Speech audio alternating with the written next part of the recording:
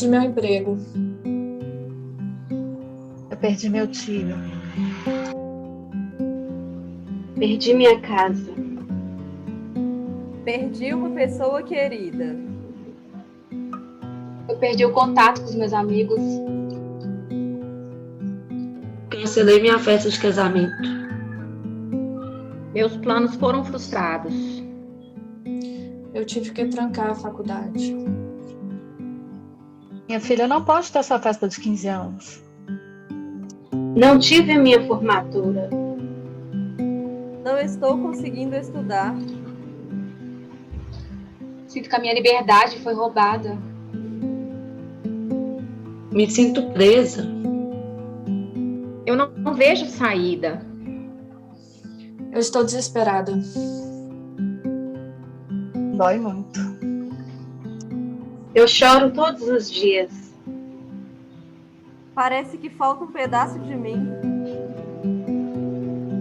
Não vejo motivos para continuar meus projetos. Minha vida perdeu o sentido. Será que isso vai passar? Como continuar dessa forma? Socorro! Alguém pode me ajudar?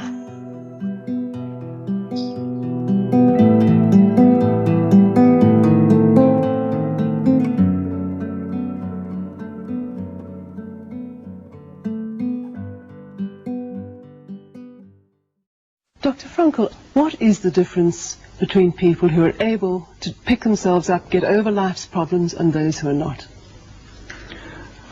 The decisive factor is decision, the freedom of choice, the freedom to come up with a decision. It should be, I would like to become this way or another, in spite of conditions that should only seem to fully determine my behavior.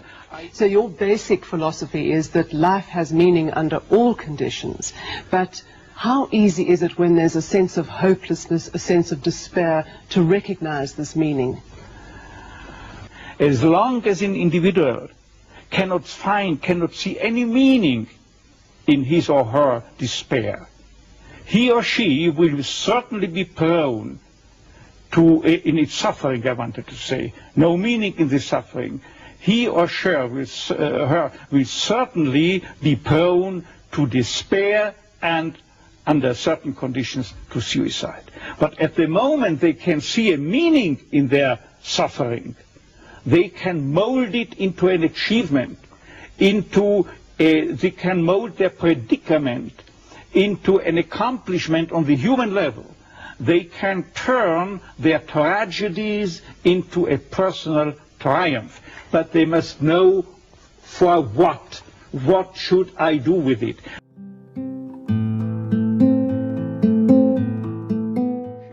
Tell me, to what extent do you feel we have choices in the things that befall us? Our freedom is a finite freedom, a limited freedom. That is to say, a human being is never fully free from conditions, be they of biological or psychological or sociological kind. But the ultimate freedom is always and remains always reserved to ourselves. That is the freedom to take a stand to whatever conditions might confront us. How we react to the unchangeable conditions is up to ourselves.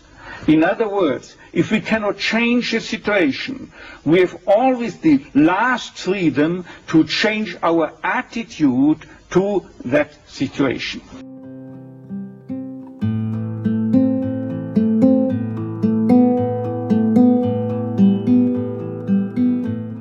Talvez uma das maiores dificuldades, né, que a grande parte das pessoas encontra nesse momento de quarentena agora, né, é que elas acreditam que a vida dela entrou em criogênese, né, como se estivesse congelado, e quando isso passar vai voltar a ser exatamente como era antes. E infelizmente isso não é a realidade, né? A nova realidade, a nova dinâmica, ela está sendo dada e a gente precisa encontrar algumas formas de lidar com isso, de operacionalizar essa vivência que é diferente. E talvez um dos maiores sofrimentos seja porque a gente tinha alguns pilares que talvez a gente sustentasse antes, né, uma questão de ter relações interpessoais, de né, ver mais essas pessoas, algumas dimensões de trabalho, academia, esse tipo de coisa, que foram coisas que precisou se passar por um hiato, né? Elas precisaram ser transformadas. E às vezes isso causa muito sofrimento, né? Às vezes a gente não conseguir estruturar, sustentar pilares que são importantes na nossa vida causa um sofrimento muito grande. Ou ter que reconfigurar projetos. Eu tinha toda uma ideia de como ia acontecer a minha vida esse ano. Eu ia viajar, eu ia casar, eu ia fazer um monte de coisa. Eu atendi pessoas, por exemplo, que tiveram que cancelar o casamento. Um sofrimento muito grande para a menina ter que lidar com esse reorganizar de uma meta pessoal ali, de uma ambição de vida que significava muito para ela, por exemplo. Então é um momento em que a gente precisa primeiro entender de que a conjuntura está sendo dada. E cabe a gente responder essa conjuntura. Quando o Frankl fala de liberdade, liberdade não é você fazer o que você quiser. Não é uma liberdade absoluta, né? Então você não é livre você não é livre do fato de que existe uma pandemia, você não é livre da sua genética, você não é livre de passar por situações ruins, mas você é livre para.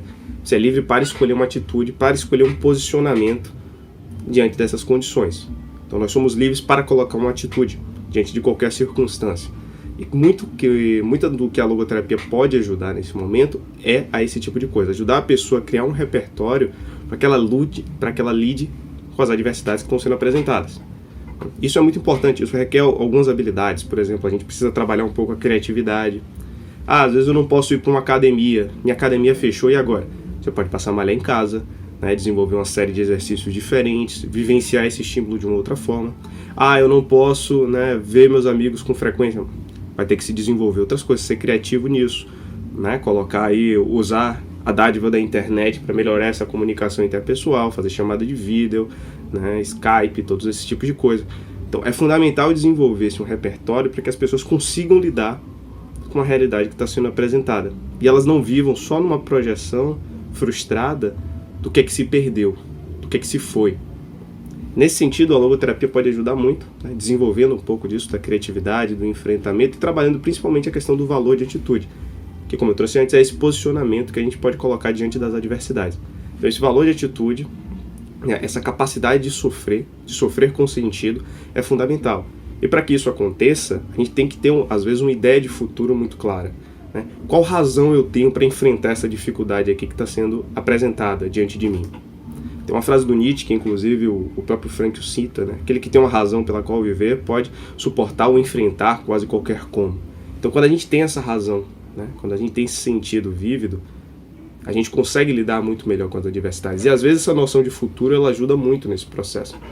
A Elizabeth Lucas, que é uma outra autora da logoterapia, né? Ela traz uma ideia dessa importância do futuro, né, como ela faz uma analogia, né, com o treinamento de cavaleiros, né, aquela coisa do hipismo. Você precisa, às vezes, ser capaz de olhar para o horizonte, de ver a possibilidade de desenvolvimento que está no futuro, essa possibilidade de construir algo novo. É como um treinamento de um cavaleiro no hipismo, né? Se você não consegue olhar para o horizonte, se você não consegue olhar para frente, se você foca só no obstáculo, o que acontece? O cavalo não pula e você cai. Então, às vezes, a gente precisa ter essa capacidade de olhar para além. E nesse processo de olhar para além, às vezes a gente consegue desenvolver muita força para lidar com as dificuldades que estão sendo apresentadas para a gente agora. Então, um questionamento que eu acho que é importante é: a gente precisa entender quais são os pilares, às vezes, que a quarentena fez a gente se afastar, perceber o valor deles, pensar de forma criativa em como a gente pode vivenciá-los, né? E ter uma clareza muito grande, né, de que a gente pode encontrar sentido nesse sofrimento, que a gente pode enfrentar esse sofrimento e que uma noção de futuro ela é fundamental para que a gente consolide muita coisa. Então eu acho que essa é uma breve descrição do que a logoterapia pode ajudar um pouco nesse momento de adversidade.